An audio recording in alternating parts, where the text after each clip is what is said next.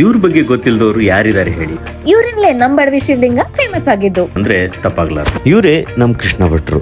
ತಮ್ಮ ಜೀವಮಾನವಿಡೀ ನಮ್ಮ ಈ ಶಿವಲಿಂಗನನ್ನ ಮಗುವಿನ ತರ ಲಾಲನೆ ಪಾಲನೆ ಮಾಡಿದವರು.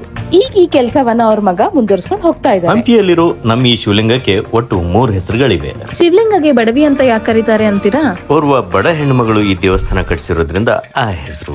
ಅಂದಹಾಗೆ ಶ್ರೀಕೃಷ್ಣ ದೇವರಾಯರ ಆಸ್ಥಾನದಲ್ಲಿ ಬಡವರು ಸಹ ದೇಗುಲ ಕಟ್ಟಿಸುವಷ್ಟು ಶ್ರೀಮಂತರಾಗಿರ್ತಿದ್ರು. ಎರಡನೇದು ಮುಕ್ಕಣ್ಣೇಶ್ವರ ಅಂತ. ಸೋಮಸೂತ್ರದ ಮೇಲೆ 3 ತೆರೆದ ಕಣ್ಣುಗಳನ್ನ ನೀವಿಲ್ಲಿ ನೋಡಬಹುದು. ಆದ್ರಿಂದ ಮುಕ್ಕಣ್ಣೇಶ್ವರ. ಮೂರನೇ ಹೆಸರು ಜಲಕಂಠೇಶ್ವರ ಅಂತ. ವರ್ಷದ 365 ದಿನಗಳು ಸಹ ಈ ಶಿವಲಿಂಗ ನೀರಿನಿಂದ ಆವೃತವಾಗಿರುತ್ತೆ. ಆದ್ರಿಂದ ಈ ಹೆಸರು.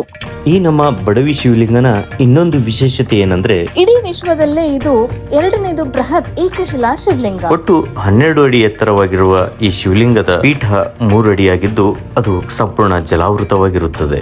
ಒಬ್ರು ಈ ದೇಗುಲವನ್ನು ಕಟ್ಟಿಸಿ ಖ್ಯಾತರಾದರೆ, ಇನ್ನೊಬ್ರು ತಮ್ಮ ಜೀವಮಾನವಿಡೀ ಈ ಶಿವಲಿಂಗಕ್ಕೆ ಪೂಜೆ ಸಲ್ಲಿಸಿ ಪ್ರಖ್ಯಾತರಾಗ್ತಾರೆ. ಇನ್ನು ಕೆಲವರು ಒಡೆದು ಕುಖ್ಯಾತರಾಗ್ತಾರೆ. ಇವರೆಲ್ಲರುಗಳ ನಡುವೆ ನಾವು ಈ ಪಶುಪತಿನಾಥನ ದರ್ಶನ ಮಾತ್ರದಿಂದ ಪುನೀತರಾಗ್ತೀವಿ.